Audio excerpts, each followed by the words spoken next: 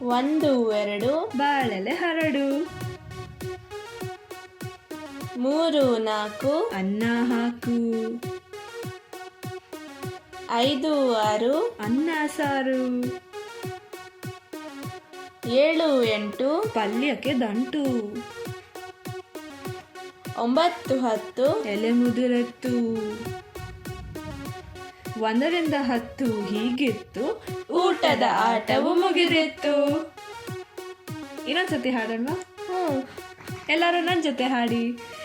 ಒಂದು ಎರಡು ಬಾಳೆಲೆ ಹರಡು.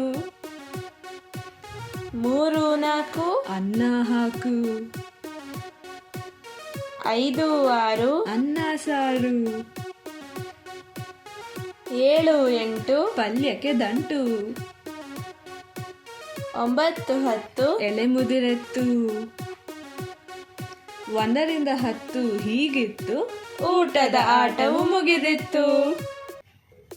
Thank you for watching. Like, share and subscribe.